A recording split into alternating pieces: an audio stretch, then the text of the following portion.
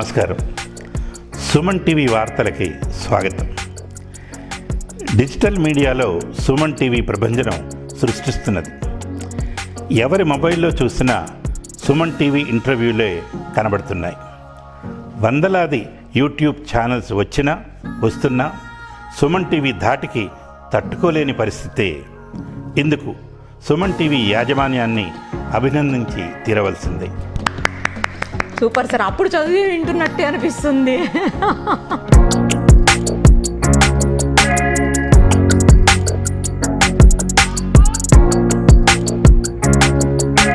Sir, అప్పట్లో అసలు news reader అంటే ఇంకా శాంతి స్వరూప్ గారే. నాకు ఉద్యోగం ఇచ్చిందే వార్తలు చదవటానికి, పొగడ్తకి.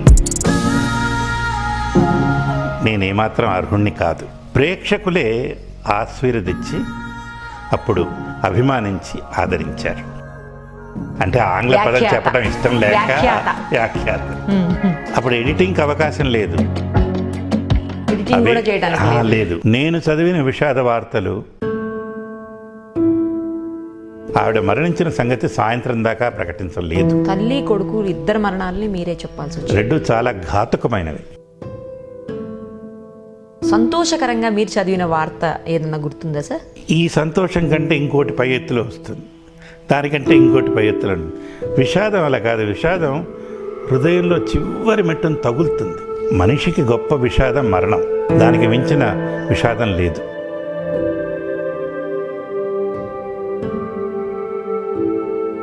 చివరిలో దేవుడు ఏంటంటే తనకి తెలియకుండా బ్లడ్ క్యాన్సర్ వచ్చింది, లుకేమియా అంటారు. 10 ఏళ్ళు యుద్ధం చేశాం. పిల్లలిద్దరూ వస్తారా అని అడిగింది 2 రోజులు ముందు. అయ్యో అదేంటి, వాళ్ళు వచ్చేదాకా ఉంటానంటావా? పిచ్చిగా మాట్లాడు, కళ్యాణ లేదు. 2 పిల్లల్ని చేతితో పట్టుకుని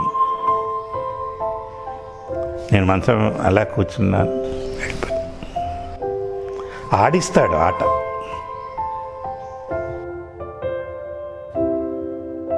నిప్పులో చెయ్యి పెట్టినప్పుడు కానీ కాలిన నొప్పి తెలియదు. ఇది ఇంకోటికి చెప్పుకుంటే ఈయన ఏదో మాత్రం కొంచెం ఓవర్ చేస్తున్నాడు అనిపిస్తుంది. ఆ బాధ అనుభవిస్తే కానీ తెలియదు. అనుభవించాలని నేను కోరుకోవట్లేదు, అవతల వాళ్ళు ఎవరు కూడా అనుభవించరు. ప్రవహిస్తున్న నది, దానికి రాయి అడ్డపడితే ఫస్ట్ దాన్ని తోసేయదు, తప్పించుకుని వెళుతుంది. తప్పించుకుని వెళ్ళటానికి కూడా వీల్లేనంతగా అడ్డుపడితే దాని శక్తినంతా కూడా తీసుకుని కొట్టేస్తుంది. ఈ సమాజంలో బలహీన వర్గం వాడు కూడా అంతే. నువ్వు వాడిని తొక్కటానికి ప్రయత్నించకు. ఏదో ఒక రోజు వాడి శక్తి అంతా కోళ్ళ తీసుకుని ఏకమై సమాజాన్ని తలకిందులు చేస్తాడు. మీది వే ఆఫ్ స్టైల్, అంటే రీడింగ్ స్టైల్ కొంచెం డిఫరెంట్గా ఉంటుంది మిగతా వాళ్ళకంటే అని అందరూ అంటుంటారు. అసలు అదే మీకు మేబీ గుర్తింపును కూడా తీసుకొచ్చిందేమో అని చెప్పాలి. అంటే ఒక స్టాండర్డ్గా, ఒక ఏమంటారు, ఒక లెవెల్లో చదువుకుంటూ వెళ్ళడం అనేది, అది ఏ వార్త అయినా, అది విషాద వార్త కావచ్చు లేకపోతే సంతోషకరమైన వార్త కావచ్చు, మీ వాయిస్ బేస్లో మాత్రం సేమ్ అలాగే కంటిన్యూ అవుతుంది అని చెప్పేసి అంటూ ఉంటారు సార్ అందరూ. ఎందుకని అలా? అంటే అది మీరు అలా అలవాటు చేసుకున్నారా లేకపోతే అనుకోకుండానే వచ్చిందా మీకు ఆ స్టైల్? ఇప్పుడు నేను మాట్లాడానా, మీకేమనిపించింది? వార్తలు చదువుతున్నట్టు వింటున్నట్టే ఉంది నాకు ఇంకా. అంతేకాక అంటే నేను నమ్మిన కొన్ని నిజాలున్నాయి. ఉదాహరణకి ఏంటంటే, నేను ఏదైతే చెబుతానో ఆ భావం ప్రేక్షకుడు కానీ లేకపోతే ప్రాంగణంలో ఉన్న వ్యక్తికి కానీ మరోసారి చెప్పే అవసరం లేకుండా అర్థం కావాలి. ఓకే. నా భాష యొక్క భావం వాళ్ళకి అందాలి. అంటే ఇది చాలా చాలా సంవత్సరాల క్రితం కాళిదాసు మహాకవి చెప్పిన వాక్యం. అంటే నా కళాత్మక భావాన్ని రసజ్ఞులకు అందించే ప్రజ్ఞ నాకు ఇవ్వు తల్లి అని కాళికామాతని ఆయన ప్రార్థిస్తాడు. వాడికి అర్థం కాలేదనుకోండి, ఎందుకు నా కళ? అలాగే ఇప్పుడు నేను ఒక సంతోషకరమైన వార్త చెప్పాను, అది మీకు అందలేదు. మాట వరుసకి చెప్తానండి. ఉదాహరణకి,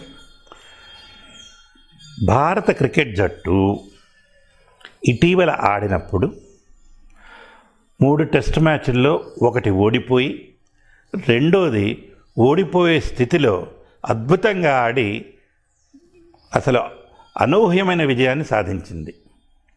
దీన్ని చంకలు కొట్టేసుకొని ఎగిరి చెప్పక్కర్లా, మామూలు భారత జట్టు విజయం సాధించింది ఇంతే. ఈ గొంతులో సంతోషం, మొహంలో కాస్త ఆనందం.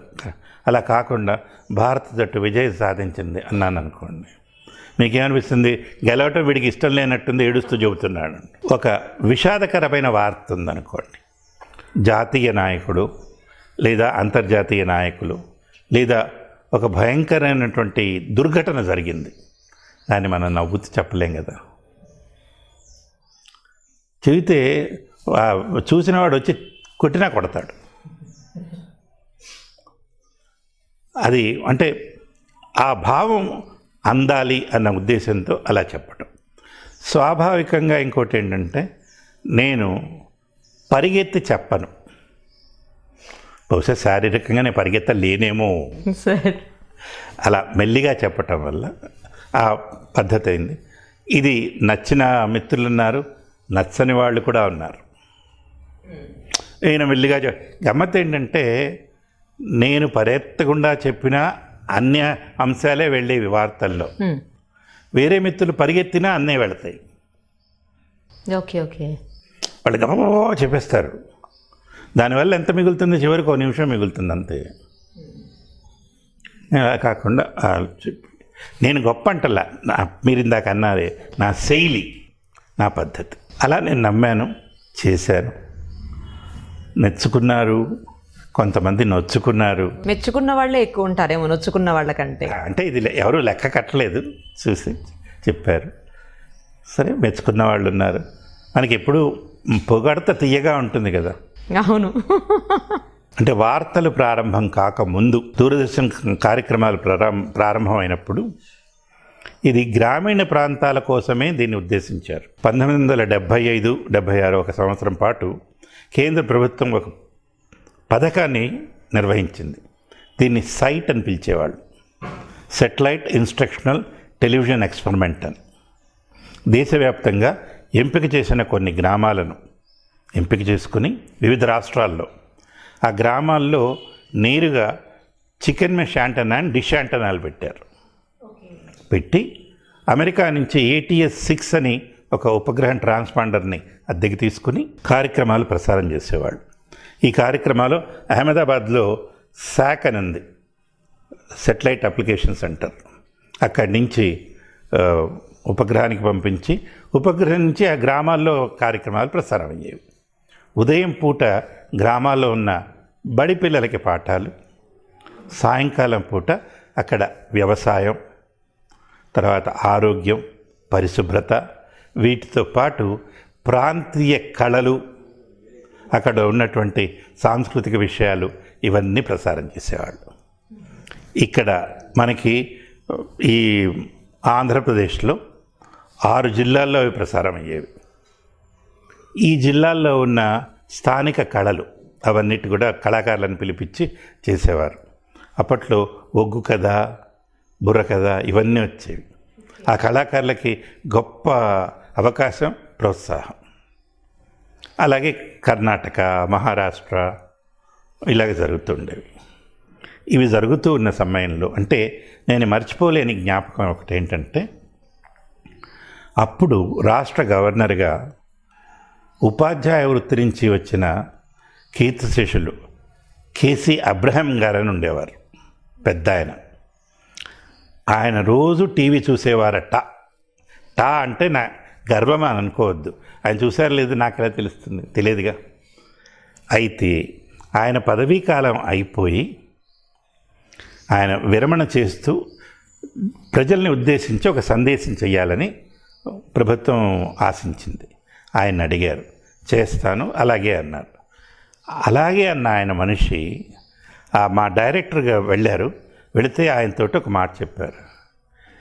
ఆయనకు తెలుగు రాదు, మలయాళీ ఆయన. రోజు తెలుగులో ఆ అబ్బాయి మాట్లాడతాడు కదా, I want to meet him, call. మా డైరెక్టర్ గారు ఆశ్చర్యపోయారు. అదేంటి నేను రమ్మంటున్నారు గవర్నర్ గారని. నాకు భయం వేసింది, నేను తెలియకుండా ఎక్కడైనా తప్పు మాట్లాడానేమో, ఏ మలయాళ పదమో తప్పుగా అన్నానేమో, వాళ్ళు ఏదో పడితే ఉద్యోగం పోతుంది. సరే వెళ్ళాను. ఆయన వెళితే పెద్ద ఆయన పాపం మెల్లిగా మేడ దిగి వచ్చారు, కూర్చుని చూసి దగ్గరికి రాగానే అడిగారు, వేర్ ఈజ్ దట్ బాయ్ అని. అంటే రమ్మన్నాను. అంటే అప్పటికి నేను బాయ్నే. రమ్మన్నారు, కూర్చోబెట్టి చెప్పారు, I don't know Telugu but I watch you every day on TV. I like it. I have learn some Telugu because of you. నాకు ఇప్పుడు కూడా ఆ మాట వింటే ఎగురుపడి అని, I don't have anything to give you. ఆయన టీచర్గా పనిచేశారు, చాలా నిజాయితీగా ఉన్న మనిషి. నీకు ఇవ్వటానికి ఏం లేదు, but I can give you one thing అని. సార్ అక్కర్లేదు సార్, వెయిట్ అని ఇతన్ని పిలిచారు. అక్కడ ఇతను ఉంటాడు సర్వెంట్. కాఫీ కప్ తీసుకుని ఆయన స్వయంగా పోసి, నేను కాఫీ తాగను, గమ్మత్ ఏంటంటే అక్కడ పనిచేస్తున్న తనకు ఆ విషయం తెలుసు, పాలు పోసి ఆయన చేత్తో ఇచ్చారు తీసుకోమని. ఆయన లేరు, కీర్తిశేషులు అయిపోయి. ఆయన ప్రేమ అభిమానం ఇది వ్యక్తిగా నాకు దొరికినటువంటి ప్రశంస కాదు, మాధ్యమానికి దొరికిన గౌరవం, దూరదర్శన్కి దొరికిన గౌరవం. అంటే అలా చెప్పడం మీ గొప్పతనం కావచ్చు సార్, ఎందుకంటే అక్కడ వ్యక్తిగా మిమ్మల్ని అభిమానించారు తప్ప దూరదర్శన్ అభిమానించలేదు ఆయన. ఓకే, అంటే పెద్ద ఆయన. ఓకే, అది అలా. తర్వాత అంటే గుర్తుకొచ్చింది కాబట్టి మరొక జ్ఞాపకం చెప్తున్నాను. ఈ కార్యక్రమం అని చెప్పానా, సైట్ అని, అది ఏడాది పాటు జరిగిందండి. చివరిలో ఏం చేశారంటే, ఈ ఏడాది పాటు దీని మీద ప్రజాభిప్రాయం ఏంటో తెలుసుకోండి అని బృందాలని పంపించారు. అలాగే ఒక బృందంలో నన్ను కూడా తీసుకెళ్లారు. నిజానికి అవసరం లేదు, కనబడితే చెప్తారు కదా అని. హైదరాబాద్కి చాలా దగ్గరగా ఉన్న ప్రాంతం ఇక్కడ బాట సింగారం అని ఉంది. అవును సార్, హయత్ నగర్ అవతల. అక్కడికి మేము వస్తున్నామని వాళ్ళకి ముందే చెప్పారు. అక్కడ వాళ్ళకి ఇలాగే మన సాంకేతిక బృందం, మా కెమెరా నిపుణులు అందరం కలిసి వెళ్ళాం. వెళ్ళేటప్పటికీ అక్కడ జిల్లా పరిషత్ మైదానంలో ఏర్పాటు చేశారు. మీరు నమ్మండి, కొన్ని వేల మంది అక్కడ నిలబడి ఉన్నారు. పక్క ఊళ్ళ నుంచి, గ్రామాల నుంచి బళ్ళు కట్టుకుని లారీలో వీళ్ళందరూ వచ్చేసారు. మాకు ఆశ్చర్యం వేసింది, ఇంతమంది ఉన్నారేంటి, పొరపాటున ఏదైనా సినిమా షూటింగ్ అనుకున్నారేమో. వాళ్ళందరూ ఒత్తిగా కాదు, రావటం ఎవరికి వాళ్ళు వాళ్ళ గ్రామాల్లో ఉన్న సమస్యలన్నీ రాసుకొని తీసుకొచ్చారు. వాళ్ళ నమ్మకం ఏంటంటే, అవి మా చేతికి ఇస్తే మేము ప్రభుత్వానికి ఇస్తాము, వాళ్ళ సమస్యలు పరిష్కారం అవుతాయి అన్న నమ్మకం. మాధ్యమం మీద అంత విశ్వాసం ఉండేది, అంత నమ్మకం ఉండేది. మా కళ్ళబడి నీళ్ళు కొన్ని వందల మంది. సరే, అవన్నీ తీసుకొచ్చి జాగ్రత్తగా తీసుకుని అప్పుడు తీసుకెళ్ళి సీఎం గారి పేషీలో ఇచ్చాం. అప్పట్లో మాకున్న ఒక సౌలభ్యం ఏంటంటే, ప్రతిరోజు సీఎం గారు కనపడేవారు టీవీల్లో. అవును, నేనైనా కనపడేవారు, నాయనైనా కనపడేవారు. తీసుకెళ్ళి వాళ్ళకి ఇచ్చాము. కొన్ని పరిష్కారం అయినాయి, కొన్ని అది వాళ్ళ పాలనాపరంగా ఉన్న వెసులుబాటు అలా జరిగేది. నేను ఎందుకు చెప్పొచ్చు అంటే, మాధ్యమం ఒక గొప్పతనం అండి.